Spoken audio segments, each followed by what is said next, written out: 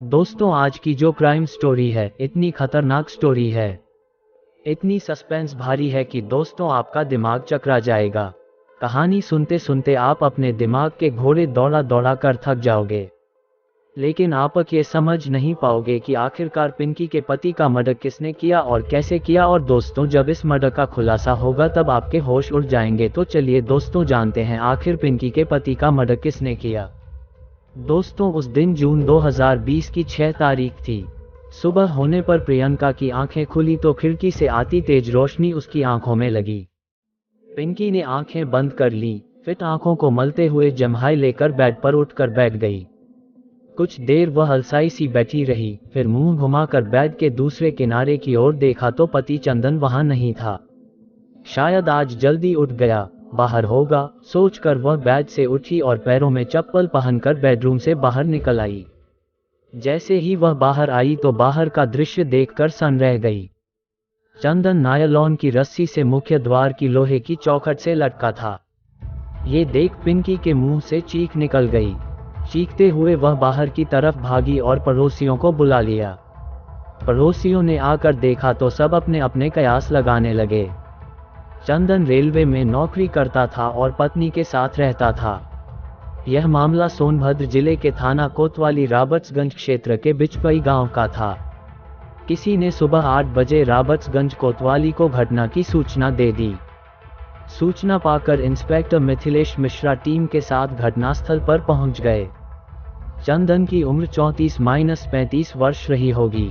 वह दरवाजे की लोहे की चौखट से नायलॉन की रस्सी से लटका हुआ था। उसके पैर जमीन को छू रहे थे, घुटने मुड़े हुए थे।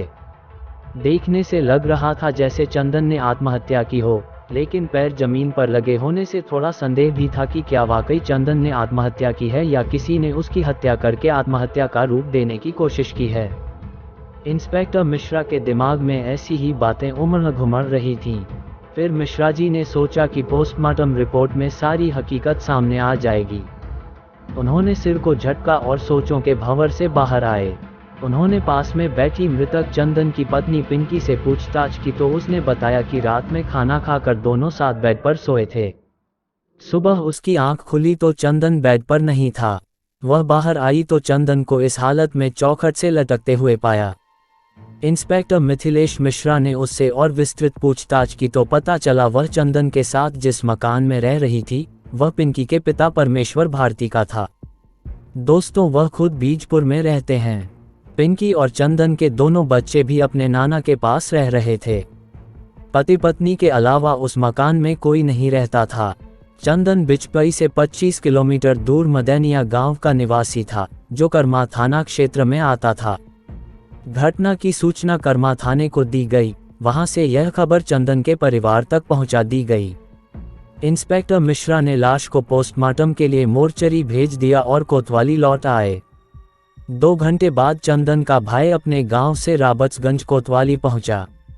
उसने इंस्पेक्टर मिश्रा को एक लिखित तहरीर दी, जिसमें उसने चंदन की हत्या का आरोप उसकी पत्नी पिंकी उर्फ प्रियंका, ससुर परमेश्वर भारती, सास चमेली, साले पिंटू और पड़ोसी कृष्णा चौहान पर लगाया था। भाई ने तहरीर में कृष्णा से पिंकी के संबंध होने का जिक्र किया था। तहरीर देखकर इंस्पेक्टर मिश्रा चौंक गए। उनके मन का संदेह सच होता दिखने लगा।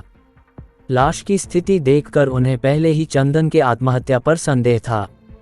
पति की मौत पर पिंकी भी उतनी दुखी नहीं लग रही थी। उसका चीखना चिल्लाना नाटक सा लग रहा था। खैर, अब इंस्पेक्टर मिश्रा को पोस्टमार्टम रिपोर्ट के आने का इंतजार था। शाम को जब रिपोर्ट आई तो उसमें चंदन की हत्या किए जाने की पुष्टि हो गई। दोस्तों, इसके बाद इंस्पेक्टर मिश्रा ने चंदन की लिखित तहरीर के आधार पर पिंकी, कृष्णा चौहान, परमेश्वर भारती, चमेली और पिंटू के खिलाफ भादमवी की धारा 302/201 के तहत मुकदमा दर्ज करा दिया। इंस्पेक्टर मिथिलेश मिश्रा ने केस की जांच शुरू करते हुए कृष्णा चौहान उर्फ किशन के बारे में पता किया तो जानकारी मिली कि वह आपराधिक प्रवृत्ति का था। बिचपई में वह पिंकी के घर के पड़ोस में अपनी मां के साथ किराए पर रहता था। जांच के दौरान पूछताछ में ये भी पता चला कि कृष्णा का पिंकी के घर काफी आना जाना था। वह घर से गायब भी था। पिंकी और कृष्णा की कॉल डिटेल्स निकलवाई गई तो उससे भी दोनों के संबंधों की पुष्टि हो गई। इसके बाद इंस्पेक्टर मिश्रा किशन उर्फ कृष्णा की गिरफ्तारी के प्रयास में लग गए। 11 जून को उन्होंने मुखबिर की सूचना पर रॉबर्ट्सगंज के रोडवेज बस स्टैंड से किशन और प्रियंका को गिरफ्तार कर लिया। भेद खुल जाने की आशंका से प्रियंका किशन के साथ कहीं भाग जाने की फिराक में थी, लेकिन पकड़ी गई। दोस्तों कोतवाली लाकर जब दोनों से कड़ाई से पूछताछ की गई तो दोनों ने चंदन की हत्या का जुर्म स्वीकार कर लिया और हत्या करने के पीछे की पूरी कहानी बयां कर दी। उत्तर प्रदेश के जिला सोनभद्र के थाना कर्मा क्षेत्र के मदैनिया गांव में शंकर भारती रहते थे। वह रेलवे में थे। उनके परिवार में पत्नी कबूतरी के अलावा एक बेटी राजकुमारी और 2 बेटे चंद्रशेखर व चंदन थे। उन्होंने सबसे बड़ी बेटी राजकुमारी का विवाह समय रहते कर दिया था। बेटों में चंद्रशेखर बड़ा था। वह किसी के यहाँ कार ड्राइवर की नौकरी करता था। सबसे छोटे चंदन ने बीए तक पढ़ाई की थी। सब कुछ अच्छा चल रहा था कि 2002 में शंकर भारती की मृत्यु हो गई। मृतक आश्रित कोटे में नौकरी की बात आई तो आपसी सहमति से चंदन का नाम दिया गया। 2004 में चंदन रेलवे में भर्ती हो गया। वर्तमान में वह चुर्क में बतौर केबिनमैन कार्यरत था। रेलवे में नौकरी लगते ही चंदन के लिए रिश्ते आने लगे। एनटीपीसी में इंजीनियर परमेश्वर भारती बीजपुर में रहते थे। दोस्तों परिवार में पत्नी चमेली और एक बेटी पिंकी उर्फ प्रियंका व 2 बेटे थे, पिंटू और रिंकू। पिंकी सबसे बड़ी थी। उसने बीए कर रखा था।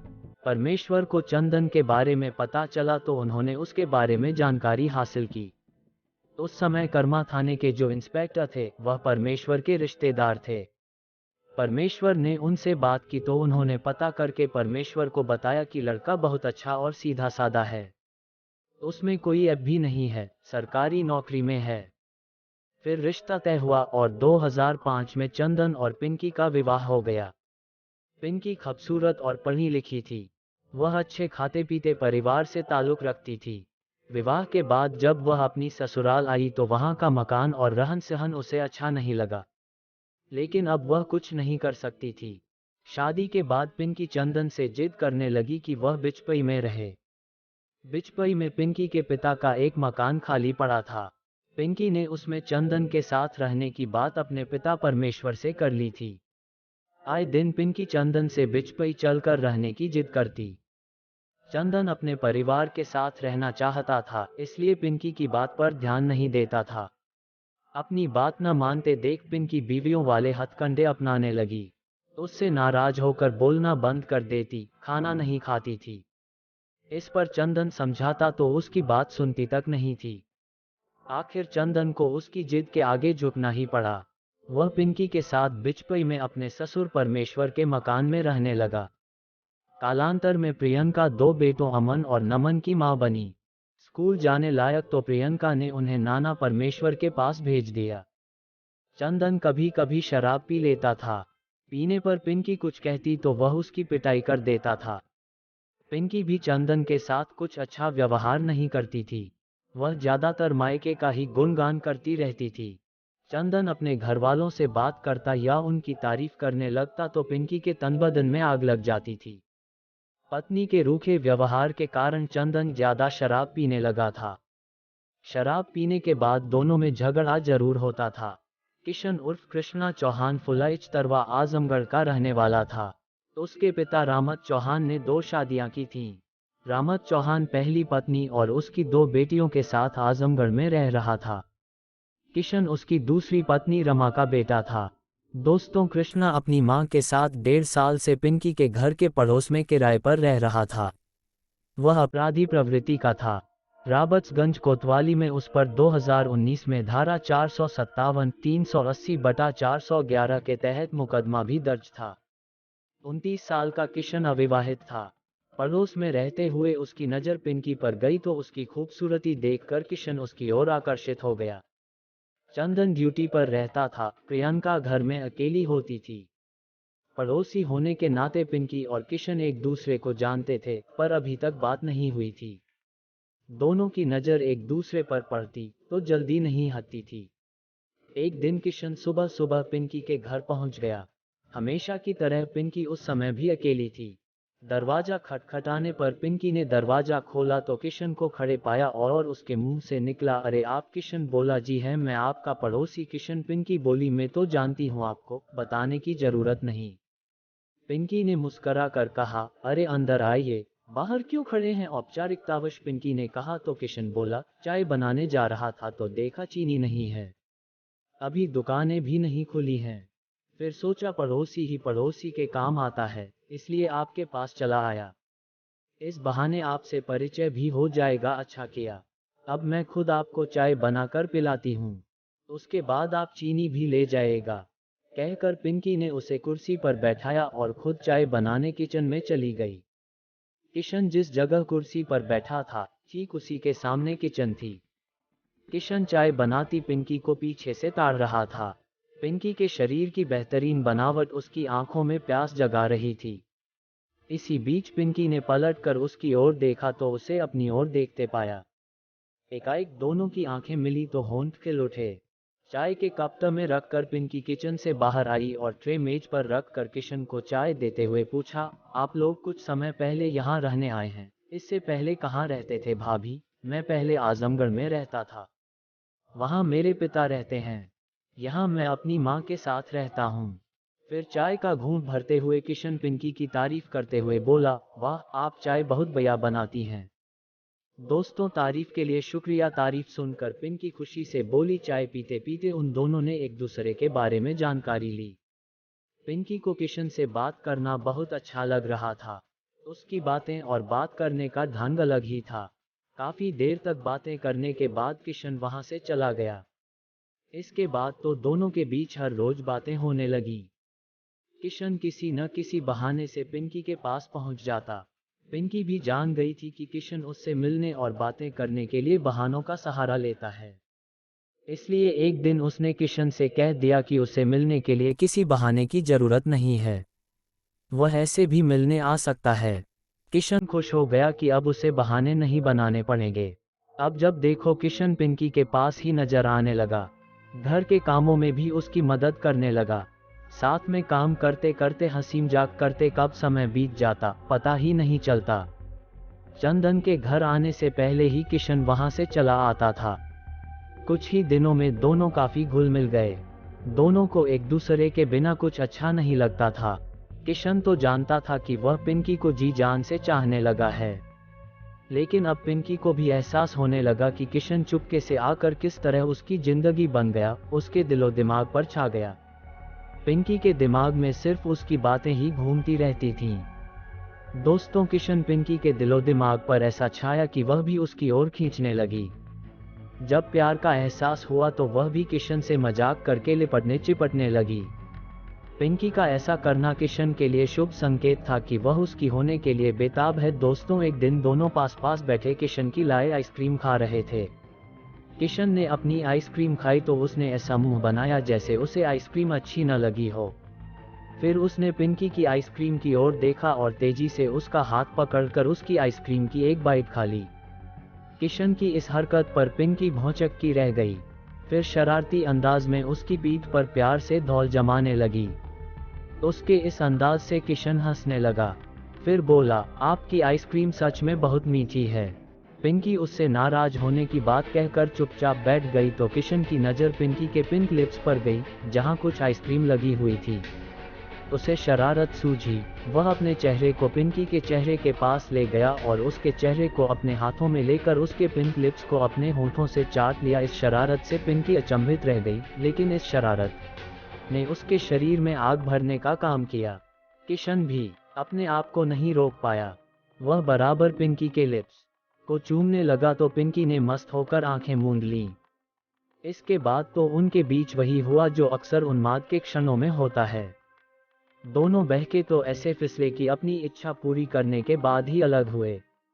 उनके बीच एक बार जो अनैतिक रिश्ता बना तो वह बार बार दोहराया जाने लगा। लेकिन ऐसे रिश्ते की सच्चाई अधिक दिनों तक छिपी नहीं रह पाती।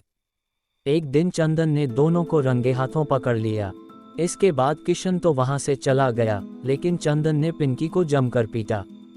साथ ही आगे से ऐसी नापाक हरकत न करने की हिदायत दी। पिंकी के इस गलत कदम से चंदन परेशान रहने लगा। उसकी अपने भाई चंद्रशेखर से बात होती रहती थी। उसने भाई को भी पिंकी के किशन से अवैध संबंध के बारे में बता दिया। दूसरी ओर पिंकी पर चंदन द्वारा की गई पिटाई और हिदायत का कोई असर नहीं हुआ। वैसे भी चंदन हर वक्त घर पर रह नहीं सकता था। इसके अलावा घर में पिंकी पर नजर रखने वाला कोई नहीं था। पिंकी पहले की तरह ही किशन के साथ रंगरलियां मनाती रही। वह चाहती थी कि उसके और किशन के रिश्ते पर कोई तर्क वितर्क न करे। 5/6 जून की रात किशन और पिंकी रंगरलियां मना रहे थे कि रात 12 बजे चंदन घर लौट आया।